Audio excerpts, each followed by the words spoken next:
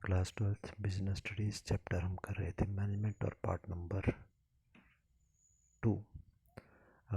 इसमें हम डिस्कस करेंगे टॉपिक प्रबंध का महत्व या इम्पोर्टेंस ऑफ मैनेजमेंट, या फिर अगर एग्जामिनेशन में आता है हमारा भारत में प्रबंध का महत्व या importance of management in India. तो अगर प्रबंध का महत्व या इम्पोर्टेंस ऑफ मैनेजमेंट आता है तो आप लोगों ने बस यही पॉइंट्स जो हम डिस्कस करेंगे यही मेंशन कर देने हैं। और अगर क्वेश्चन आता है भारत में प्रबंध का महत्व बताइए, importance of management in India बताइए, तो आपने बस यही पॉइंट्स मेंशन करने हैं, पर इनके आगे जोड़ देना है भारत में सामूहिक उद्देश्य की प्राप्ति में सहायक प्रबंध की कुशलता भारत में। तो ये सभी ऐसे ही पॉइंट्स आप लोग बना देंगे, टॉपिक जो भी हो पॉइंट्स आपके सेम आएंगे। तो पहला टॉपिक पर आते हैं, हमारा पहला पॉइंट पर आते हैं सामूहिक उद्देश्य प्राप्ति में सहायक। अब मैनेजमेंट का क्या उद्देश्य होता है? सामूहिक उद्देश्य। सामूहिक मतलब हमारी कंपनी जो है उसमें बहुत सारे व्यक्ति हैं, एक पूरा समूह है, ग्रुप ऑफ पर्सन होती है कंपनी, जिसमें हज़ारों लाखों आदमी हो सकते हैं। तो उनका एक उद्देश्य होता है। समूह का उद्देश्य मतलब कंपनी के उद्देश्य को प्राप्त करने में हेल्प करता है management. It helps in achieving the common goals. ये मोटिवेट करता है सभी वर्कर को कि आप अच्छे तरीके से काम करो।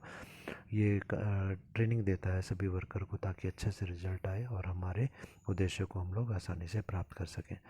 सेकंड पॉइंट हमारा है यहाँ पर प्रबंध की कुशलता। प्रबंध से कुशलता बढ़ती है। Management increase efficiency. प्रबंधक ये देखता है कि कैसे जो भी साधन हमारे पास हैं, जो रिसोर्सेज हमारे पास हैं, उनको हम बेहतर तरीके से कैसे यूज़ कर सकें, कैसे हम वस्तु की लागत को घटा सकें, अपनी कंपनी की कॉस्ट को घटा सकें।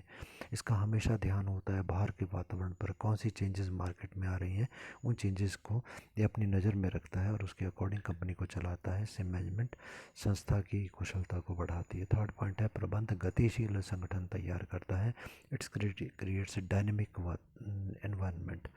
तो इसका मतलब ये हुआ कि जो वातावरण होता है संस्था के बाहर का, बाज़ार का, लगातार वो चेंज हो रहा है। तो हमारे को अपने वर्कर्स को तैयार रखना होता है कि भाई अब जो भी चेंज आएगा उसके अकॉर्डिंग हम भी अपने आप को चेंज करेंगे और उसके अनुसार हम कार्य करने के लिए हमेशा तैयार रहेंगे। फोर्थ पॉइंट आता है व्यक्तिगत उद्देश्य प्राप्त करने में सहायक। It help in achieving the personal objective. अब व्यक्तिगत उद्देश्य मतलब हर एक व्यक्ति का उद्देश्य, वर्कर्स का उद्देश्य, प्रबंधकों का उद्देश्य। तो जितने भी वर्कर काम करते हैं सब सैलरी के लिए, तनख्वाह के लिए काम करते हैं। तो इनका उद्देश्य ये होता है कि जितना कार्य उन्होंने किया उसके बदले में उन्हें उचित पारिश्रमिक मिले। Sufficient amount of salary must be given to this workers. जितना उन्होंने काम किया उसके अकॉर्डिंग लाभ में हिस्सा भी इनको मिले, क्योंकि अगर लाभ ज़्यादा हो रहा है कंपनी के मालिकों को, इसका मतलब ये हुआ कि कंपनी के मालिकों ने ज़्यादा काम नहीं किया बल्कि वर्कर्स ने ज़्यादा मेहनत की है। ठीक है, तो वर्कर को उनकी तनख्वाह के अलावा अगर हम लाभ में भी हिस्सेदारी देते हैं तो वो और ज़्यादा मेहनत से काम करते हैं। प्रबंध में भागीदारी देना ये भी इनके कर्तव्य होता है कि जब भी हमको डिसीज़न लेते हैं, मतलब मैनेजर्स को डिसीज़न लेते हैं, तो वर्कर की सलाह भी यदि हम पूछते हैं कि आप बताइए ऐसे हम कर लें, तो यदि वो सजेशन देते हैं तो वो अपनी जिम्मेवारी भी समझते हैं और इनके लिए मोटिवेशन का काम भी करता है। पदोन्नति का मौका भी वर्कर्स को दिया जाना चाहिए। जो वर्कर ये डिज़र्व करते हैं, जो अच्छे हैं, पुराने हैं, अनुभवी हैं, कुशल हैं, उन्हें प्रमोशन का मौका मिलना चाहिए। लीडरशिप का मौका जो है लीडरशिप ये करता है, जितने भी वर्कर हमारे कार्य कर रहे होते हैं सभी की समस्याओं का समाधान करना, उनका मार्गदर्शन करना और एक ओपन कम्युनिकेशन, खुला संप्रेषण का साधन ये उपलब्ध करवाता है कि अगर आपकी कोई समस्या है, कोई बातचीत आप करना चाहते हो तो आप कभी भी इस मैनेजर के पास आके अपनी समस्या जो है उसके सामने रख सकते हो। अगला पॉइंट हमारा आएगा फिफ्थ पॉइंट, प्रबंध समाज के विकास में सहायक होता है। It's help in the development of a society. समाज का विकास करना भी हमारी कर्तव्य होता है। समाज के लोगों को रोज़गार देना, नौकरी देना अपनी कंपनी में, ये हमारी ड्यूटी बनती है। वातावरण को प्रदूषित होने से बचाना, पोल्यूशन से बचाना हमारी ड्यूटी बनती है। अच्छी क्वालिटी का सामान हम बना करके समाज को दें और कम रेट पर वस्तुएं जो हैं मार्केट में उपलब्ध करवाएं। सिक्स पॉइंट है प्रतिस्पर्धा का सामना करने के लिए, टू फेस द कंपटीशन। बाज़ार में बहुत सारी कंपनियां हैं और उनके कंपटीशन को फेस हमारे को करना होगा, तो इसके लिए ये हमेशा तैयार रहता है। कैसी भी समस्या आ जाए उसका समाधान करने के लिए हमेशा गाइड करेगा। सेवन्थ पॉइंट है तकनीकी और वैज्ञानिक अनुसंधान का लाभ उठाना, to get advantage of technical and scientific research. कोई तकनीकी नया परिवर्तन मार्केट में हुआ है, वैज्ञानिक कोई नया परिवर्तन मार्केट में हुआ है, कोई नई वस्तु बनी है, कोई नई मशीन बनी है, कोई टेक्निक नई आई है, तो उसको भी हम अपनी कंपनी में लाएं और उसका हम लाभ कमाएं। या फिर अपनी ही कंपनी के अंदर हम खोज करें, रिसर्च करवाएं और नई तकनीक ढूंढें जिससे कि हम नई तरीके से वस्तु को बना सकें। आठवां पॉइंट है नीतियों का निर्धारण करने के लिए, टू डिटरमाइन पॉलिसीज। नीतियों का निर्धारण करना, नीतियाँ एक प्रकार के नियम होते हैं, प्लानिंग चैप्टर में हम लोग पढ़ चुके हैं उसके बारे में। तो वो नियम जो है यही बनाते हैं, ये नीतियाँ वो यही बनाते हैं कि हमारी कंपनी की ये नीतियाँ होंगी, ये नियम होंगे और उनका पालन प्रत्येक वर्कर को करना होगा ताकि उद्देश्यों की प्राप्ति हो सके। नाइन्थ पॉइंट है श्रमिकों की समस्याओं का समाधान करना, to solve the labour problems. Workers की जितनी भी समस्याएं आती हैं उनका समाधान यही करता है, हेल्प करता है, क्योंकि वर्कर अपनी समस्याओं को उच्च अधिकारी के पास रखेंगे और वही इनकी समस्याओं के समाधान में मदद करेगा। 10th पॉइंट है व्यक्तियों के विकास के लिए, डेवलपमेंट ऑफ द पीपल। व्यक्तियों का मतलब यहाँ पर है हमारे से नीचे कार्य करने वाले वर्कर, उनका विकास करना, उनके डेवलपमेंट करना, उनके ज्ञान में वृद्धि कराना, उनको ट्रेनिंग देना इत्यादि, ये सारे कार्य इसके ही द्वारा किए जाते हैं। देश की समृद्धि के लिए, फॉर द कंट्रीज डेवलपमेंट, देश के विकास के लिए भी मैनेजर का बहुत बड़ा योगदान होता है, क्योंकि एक अच्छी कंपनी का जो मैनेजर होगा वो कंपनी को बहुत ज़्यादा लाभ दिलवाएगा। कंपनी के लाभों का बड़ा हिस्सा जो होता है सरकार को टैक्स के रूप में मिलेगा, और टैक्स का पैसा जो होता है सरकार देश के विकास के लिए लगाती है। और अच्छी कंपनियां जो होती हैं देश के विकास के लिए, समाज की भलाई के लिए अपनी तरफ से भी काफ़ी योगदान देती हैं, जैसे धर्मशालाएँ बनवाना, हॉस्पिटल जहाँ पर कि लोगों की फ्री सेवा होगी या फिर उपचार होगा वो खुलवाना, या फिर स्कूल वगैरह खुलवाना जहाँ पर कि गरीब लोगों के बच्चों को कम कीमत पर या मुफ्त में शिक्षा दी जा सके। नेक्स्ट टॉपिक हमारा जो है प्रबंध कला के रूप में, विज्ञान के रूप में, पेशे के रूप में। ये टॉपिक एग्जामिनेशन में अलग अलग पूछे जाते हैं तो बहुत ध्यान से समझना है। प्रबंध कला के रूप में, मैनेजमेंट एज एन आर्ट। हम यहाँ पर ये कहेंगे कि हमारा जो मैनेजमेंट सब्जेक्ट है ये कला के रूप में है, बिल्कुल जैसे आर्ट होती है वैसे ही बिल्कुल हमारा मैनेजमेंट भी होता है। तब आर्ट के बारे में हम कुछ एक चीज़ें यहाँ पर हम डिस्कस करेंगे। तो सबसे पहले हम इसके मीनिंग पर आते हैं। यहाँ पर मीनिंग हमारे को नीचे दिया गया, हम इसको पहले पढ़ लेते हैं फिर डिस्कस करते हैं। प्रबंध का मीनिंग दिया गया, किसी विशेष कार्य को पूरा करने के लिए एक व्यवस्थित ज्ञान का समूह, व्यवस्थित मतलब सिस्टमेटिक तरीके से ज्ञान के समूह को व्यवहार में लाने वाली चतुराई को कला कहते हैं। व्यवहार मतलब प्रैक्टिकली जब हम अपने ज्ञान को यूज़ करते हैं, और चतुराई मतलब कुशलतापूर्वक। ठीक है। Arts refer to the skill to put into the action a systematic body of knowledge. हम यूज़ करते हैं सिस्टमेटिक बॉडी ऑफ नॉलेज मतलब ज्ञान के एक समूह को, for the achievement of a specific task, एक विशेष उद्देश्य को प्राप्त करने के लिए, अचीव करने के लिए हम उपयोग करते हैं।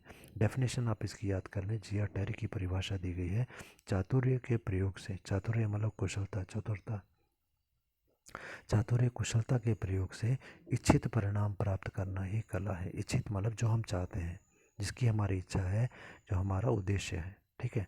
जिया Terry, art is bringing about desired result through the application of the skill. हम अपनी स्किल, अपनी कुशलता को हम अप्लाई करते हैं और डिज़ायर्ड रिजल्ट को हम प्राप्त करते हैं। डिज़ायर्ड मतलब जो हमारी इच्छा होती है। आते हैं इसकी पॉइंट्स पर। पहला दिया गया, ये प्रैक्टिकल नॉलेज होती है, व्यवहारिक ज्ञान होता है जिसे प्रैक्टिकली यूज़ किया जा सकता है, व्यवहार में प्रयोग किया जाता है, क्योंकि मैनेजर को बहुत सारे डिसीजंस लेने होते हैं और डिसीजन निर्णय लेते समय वो अपनी विवेक बुद्धि का प्रयोग करता है, व्यवहार कुशलता का प्रयोग करता है, उसमें जो गुण होते हैं नेतृत्व के उनका वो प्रयोग करता है। सेकंड पॉइंट दिया गया, रचनात्मक शक्ति या क्रिएटिव पावर। ये अपनी रचना करने की शक्ति, कोई नई चीज़ सोचने की शक्ति। क्रिएटिव पावर मतलब अपने दिमाग से कोई नई चीज़ सोचना, उससे वो वर्कर्स को नए नए लालच देकर वर्कर को अब मोटिवेट करता है, भी प्रेरित करता है कि वो अच्छे तरीके से कार्य करें, ज़्यादा कार्य करें। सभी में कोऑर्डिनेशन, समन्वय स्थापित करता है कि सब मिलजुल कर कार्य करें। श्रमिक पूर्ण दक्षता से वो काम को करवाता है, श्रमिक पूर्ण कुशलता के साथ अपने कार्य को करें। थर्ड पॉइंट दिया गया, अभ्यास द्वारा विकास या डेवलपमेंट थ्रू द प्रैक्टिस। प्रबंधक का जो गुण होता है, मैनेजमेंट का जो नॉलेज होती है या क्वालिटी होती है, जितना हम ज़्यादा मैनेजमेंट का कार्य करेंगे उतना ही हमारा गुण या प्रैक्टिस जो है वो बढ़ती है। तो डेवलपमेंट जो है इसकी बहुत ज़्यादा होती है। अभ्यास से हम धीरे धीरे जितना ज़्यादा प्रैक्टिस करेंगे उतने हम अपने कार्य के विशेषज्ञ होते जाते हैं। संस्था की परिस्थितियों के अनुसार जैसी परिस्थितियाँ होती हैं अपनी संस्था को उसके अनुसार ढाल कर उससे पूरा लाभ उठाने की कोशिश करते हैं, और बाहरी वातावरण अगर अनुकूल नहीं है तो उसको भी हम अपने अनुकूल बनाने की कोशिश करते हैं। चौथा पॉइंट है सार्थक परिणाम प्राप्ति धारणा, कंक्रीट रिजल्ट ओरिएंटेड अप्रोच। सार्थक मतलब सही अर्थों में, परिणाम मतलब रिजल्ट, जो हम रिजल्ट प्राप्त करना चाहते हैं उसको सही अर्थों में हम प्राप्त कर सकें। इस प्रकार की अप्रोच, इस प्रकार की विचारधारा ये लगाता है कि हम कम से कम पैसा लगाएं, कम विनियोग, लेस इन्वेस्टमेंट हम लोग करें और ज़्यादा रिजल्ट हमें मिले। जितने हमारे पास श्रमिक होते हैं, वर्कर्स होते हैं, उनका हम पूरा लाभ लें, मतलब वर्कर्स से पूरा काम करवाएं। ये प्रबंधक ऐसा कार्य करता है। उत्पादन विक्रय का लक्ष्य पूरा करना, कि हमने जो उत्पादन का, प्रोडक्शन का टारगेट रखा था, कितना उत्पादन हम करेंगे उसके लक्ष्य को ये पूरा करवाए। विक्रय का टारगेट रखा था, कितना हम सामान बेच लेंगे, उसको ये पूरा करवाता है। पूंजी पर उचित प्रतिफल सुनिश्चित करना, पूंजी मतलब कैपिटल, मालिकों ने जो हमारी कंपनी को कैपिटल दिया है उसके बदले में उनको रिटर्न चाहिए। रिटर्न क्या होता है? लाभ। तो मालिकों को ये उचित मात्रा में लाभ दिलवाता है, और ये लाभ तभी हो पाएगा जबकि हम ज़्यादा लाभ कमाएंगे। तो पांचवा पॉइंट हमारे को दिया गया व्यक्तिगत कुशलता या पर्सनल स्किल। तो यहाँ पर दिया गया उद्देश्य प्राप्ति में अगर कोई बाधा आ रही होती है, हमारी कंपनी का जो उद्देश्य ऑब्जेक्टिव होता है उसको प्राप्त करने में अगर कोई बाधा आ रही होती है तो उसको बाधा को प्राप्त करने के लिए ये क्या करता है, बाधा को दूर करने के लिए अपनी कुशलता से उस प्रॉब्लम को सॉल्व करता है। अगर कोई प्रॉब्लम आई उसको अपनी कुशलता से ये सॉल्व करता है। विचार करता है, निर्णय समझ की आवश्यकता होती है, और कुशलता से सॉल्व करने के लिए इसको विचार करना पड़ता है, निर्णय लेना होता है, और अपनी समझ इसको चाहिए होती है। हर व्यक्ति की कुशलता भिन्न होती है, तो जो व्यक्ति जितना एक्सपर्ट होगा वो उतना अच्छा मैनेजर कहलाएगा। नेक्स्ट पॉइंट होता है यहाँ पर हमारा 6 पॉइंट, व्यवहार और रचनात्मकता पर आधारित, based on the practice and creativity. ये व्यवहार प्रैक्टिस में लाता है अपने काम को, रचनात्मकता नई चीज़ बनाता है। Uses principal bye little changes, कुछ सिद्धांत हमारे प्रिंसिपल्स के मैनेजमेंट के बने हुए हैं जिसके बारे में हम पढ़ चुके हैं। उन सिद्धांतों को ये अप्लाई करता है अपनी कंपनी में, पर कैसे अप्लाई करता है? अपनी कंपनी की सिचुएशन के अकॉर्डिंग उनको चेंज करके, जैसे वो सूट करेंगे हमारी कंपनी को उसके अनुसार बना करके उनको अप्लाई करता है। 7 पॉइंट है व्यक्तिगत योग्यता उपयोग, पर्सनलाइज्ड एप्लीकेशन। ये हमारी बोला गया कि हर एक व्यक्ति की जो क्षमता होती है, कार्य करने की क्षमता है, वो अलग अलग होती है। कुछ व्यक्ति जल्दी सीखते हैं, कुछ व्यक्ति देरी से सीखते हैं, कुछ एक्सपर्ट होते हैं, कुछ कम होते हैं। तो ये उसके अनुसार काम को करवाता है। एप्लीकेशन ऑफ द प्रिंसिपल, और संस्था में अपने प्रिंसिपल्स या सिद्धांतों को अप्लाई भी करता है। उसके बाद दिया गया 8वां पॉइंट, सैद्धांतिक ज्ञान का होना, principle of existence of the theoretical knowledge. यहाँ पर सैद्धांतिक मतलब होता है, सिद्धांत मतलब थ्योरी की जो नॉलेज है इसको पूरी होनी चाहिए। ये पूरे लिटरेचर को पढ़ता है, पूरे जो डॉक्यूमेंट होते हैं, पूरा स्टडी मटेरियल इसके पास होता है उसको ये पढ़ता है। फिर क्या रिसर्च हो चुकी है, क्या क्या उसमें निर्णय हुए, कौन कौन सी परिस्थितियाँ आ चुकी हैं, मार्केटिंग से संबंधित क्या रिसर्च हुई है उसके बारे में पूरा अध्ययन करता है।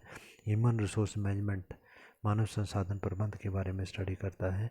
जैसे हर एक चीज़ की थ्योरी पढ़ी जाती है वैसे मैनेजमेंट की भी थ्योरी हम पढ़ते हैं। जैसे मान लो कि हम पब्लिक स्पीकिंग के बारे में, जनता के सामने कैसे बात करना है, तो उसका हम कोर्स करते हैं तो उसकी हम थ्योरी पहले पढ़ते हैं। अगर हम एक्टिंग का कोर्स कर रहे हैं तो उसकी थ्योरी हम पहले पढ़ते हैं। म्यूज़िक सीख रहे हैं तो उसकी थ्योरी पहले पढ़ते हैं। डांसिंग हम सीख रहे हैं तो उसकी थ्योरी पहले पढ़ते हैं। वैसे मैनेजमेंट की जो थ्योरी है वो भी हमें पढ़ाई जाती है। अगला टॉपिक हमारा है प्रबंध विज्ञान के रूप में, मैनेजमेंट एज ए साइंस। प्रबंध या जो है वो विज्ञान भी है, तो वहाँ पर आप कैसे इसको प्रूव करेंगे? तो सबसे पहले डेफिनेशन देखते हैं। केन्स के अनुसार डेफिनेशन है, विज्ञान एक क्रमबद्ध ज्ञान समूह है। क्रमबद्ध मतलब सिस्टमेटिक। पहले एक स्टेप है, फिर उसके बाद दूसरा स्टेप पढ़ते हैं, फिर तीसरा स्टेप पढ़ते हैं, तो वो विज्ञान की क्वालिटी है कि हम स्टेप बाय स्टेप उसको पढ़ते हैं, जो कारण और परिणाम के बीच में संबंध स्थापित करता है कि अगर ये कारण होगा तो उसका ये रिजल्ट आएगा, हम इस केमिकल में ये केमिकल मिलाएंगे तो उससे ये केमिकल बनेगा। ठीक है, तो उसमें संबंध स्थापित करता है, ये विज्ञान की परिभाषा है। तो केन्स के अनुसार इंग्लिश में है, science is a systematised body of the knowledge which establishes relation between the cause and effect. ठीक है, रिलेशनशिप ये एस्टेब्लिश करता है, बताता है किसके बीच में, कॉज और इफेक्ट के बीच में। विशेषताओं पर आते हैं। अब विशेषताएं क्या हैं? पहला पॉइंट दिया गया, व्यवस्थित ज्ञान का समूह, systematised body of the knowledge. ये क्रमबद्ध तरीके से हम विज्ञान में पढ़ते हैं, एक के बाद एक स्टेप। मैनेजमेंट में भी हम वैसे ही पढ़ते हैं। ये व्यवस्थित ज्ञान का समूह होता है, एक सिस्टमेटिक ज्ञान का एक समूह होता है, वर्षों के शोध और प्रयोगों के ऊपर आधारित होता है। बहुत सारे सालों तक रिसर्च होती है, उसके बाद हम कोई प्रिंसिपल बनाते हैं। बिल्कुल मैनेजमेंट में भी ऐसा होता है, कई सालों तक हम कार्य करते हैं, उसके बाद हम कोई एक निर्णय लेते हैं। सेकंड पॉइंट है तथ्यों के संग्रह, विश्लेषण एवं प्रयोगों पर आधारित, based on the collection of the facts, analysis and experiments. ठीक है, ये जो हम अध्ययन करते हैं साइंस में, इसमें काफ़ी सारी सूचनाएं संग्रह मतलब कलेक्ट हमने की होती हैं, विश्लेषण उनका अध्ययन किया जाता है, प्रयोग मतलब एक्सपेरिमेंट के ऊपर ये बेस्ड होता है, based on the collection of the facts, analysis and experiment. Management subject की शुरुआत भी बिल्कुल ऐसे ही हुई। मैनेजर्स हमारे जो थे कुछ पहले के, उन्होंने काफ़ी सारे एक्सपर्ट किए, काफ़ी मेहनत की, काफ़ी एक्सपीरियंस किया। ठीक है, और उन एक्सपीरियंस के बेस पे उन्होंने कुछ नए सिद्धांतों की खोज कर दी। थर्ड पॉइंट है हमारा सार्वभौमिक प्रयोग या यूनिवर्सल एप्लीकेशन। इसका मतलब होता है कि सिद्धांत जो हमारे साइंस के प्रिंसिपल्स होते हैं, उनके पूरे संसार में किसी भी जगह उनको यूज़ किया जाए, उनका रिजल्ट वैसा ही आता है। ये फैक्ट्स के ऊपर, सत्य के ऊपर आधारित होते हैं। वैसे ही हमारे मैनेजमेंट के सिद्धांत भी हैं, may be applied in all the situation. इनको किसी भी सिचुएशन में अप्लाई किया जाए, सभी समय में अप्लाई किया जाए तो एक ही रिजल्ट आता है। वैसे हमारे मैनेजमेंट के प्रिंसिपल्स भी होते हैं, जैसे यूनिटी ऑफ कमांड। एक व्यक्ति को एक अधिकारी आदेश देगा तो अच्छे तरीके से काम करेगा, और एक से ज़्यादा अधिकारी अगर उसे आदेश देंगे तो वो काम ठीक प्रकार से नहीं कर पाएगा। फोर्थ पॉइंट हमारा है कारण और परिणाम का संबंध, कॉज एंड इफेक्ट रिलेशनशिप।